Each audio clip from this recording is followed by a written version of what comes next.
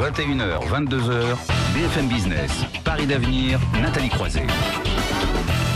Bonsoir, bienvenue dans Paris d'avenir, tous les soirs à 21h sur BFM Business, des projets, des entreprises innovantes. Ce soir, on parle de l'immobilier qui bouge aussi dans le secteur. Bon, la chute de l'activité se poursuit, c'est ce que disent notamment les notaires de Paris-Île-de-France en signalant moins de ventes, moins de logements vendus, 26 400 logements vendus en début d'année entre février et avril. C'est quand même une baisse de 20% par rapport à la même période de l'an dernier. Donc un contexte quand même difficile, mais de nouveaux acteurs font leur apparition, d'autres s'installent de plus en plus sur le net et sur les smartphones aussi. De nouveaux services dans l'immobilier, c'est donc le thème ce soir de Paris d'avenir avec François-Xavier Duny. Bonsoir. Bonsoir.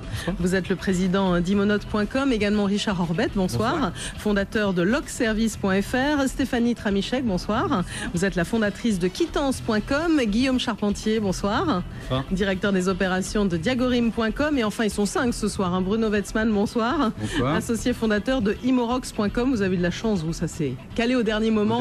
Vous êtes présent ce soir aussi sur le plateau et ça va permettre plus que jamais d'échanger on tourne vers Richard Orbet maintenant à présent à logservice.fr. Vous, alors c'est arrivé dans les années 2000, c'est ça, donc site de location entre particuliers, c'est ça. Il y a plus de 102 000 bailleurs particuliers qui utilisent régulièrement ce service pour trouver un locataire. Il faut dire que la location véritablement entre particuliers, c'est vraiment, ça représente une part importante. Oui, ça représente une part importante. Les bailleurs privés en France, c'est 20% à peu près des logements.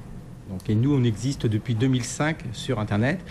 Pour remonter un petit peu et pour la petite histoire, on a été créé en 97 et on a commencé sur Minitel. Voilà, qui vient de disparaître là le 30 juin, donc il a fallu continuer aussi sur Internet, ça c'est sûr. Bien sûr, depuis 2005, on est créé sur Internet avec une particularité de notre site, c'est qu'on a inversé le modèle économique, à savoir que normalement, un bailleur qui passe une petite annonce et les locataires l'appellent. Donc nous, ce qu'on a souhaité faire, c'est que pour éviter que le bailleur passe énormément de temps au téléphone pour à chaque fois poser toujours les mêmes questions au locataire, c'est qu'on a inversé le concept. Chez nous, c'est le locataire qui s'inscrit, qui définit son logement idéal, et nous, on va l'adresser uniquement aux bailleurs concernés. Voilà, et ensuite, c'est la demande qui prime et puis par rapport et le bailleur prend contact directement avec les locataires qu'il sélectionne et surtout sans avoir à communiquer ses coordonnées téléphoniques pour ne pas être assailli de coups de téléphone. Et là aussi, vous développez des services, mais ça, on va en parler, on va voir ça aussi concrètement avec vous. Et vous aussi, logservice.fr, vous proposez des services justement des diagnostics immobiliers aussi, assurance au loyer impayé. Enfin, on est aussi sur cette démarche-là, en dehors évidemment de la rencontre entre particuliers. Notre moteur permet de faire de la mise en relation, mais on a des partenaires, dont Diagorim pour le diagnostic immobilier. Donc finalement, voilà, vous travaillez c'est important, oui. C'est important et ça marche très bien, qui nous permettent d'offrir tout un panel de services pour le locataire comme pour le bailleur. Donc le bailleur, c'est le diagnostic immobilier, mais c'est également l'assurance loyer impayé. C'est éventuellement de pouvoir faire des devis par Internet. Lorsqu'on a un logement à Marseille, qu'on habite Paris, c'est pas forcément facile de trouver un plombier. Et du côté du locataire, il va pouvoir faire des simulations d'assurance, par exemple, trouver un déménageur, et puis tout ce qui entoure le monde de la location.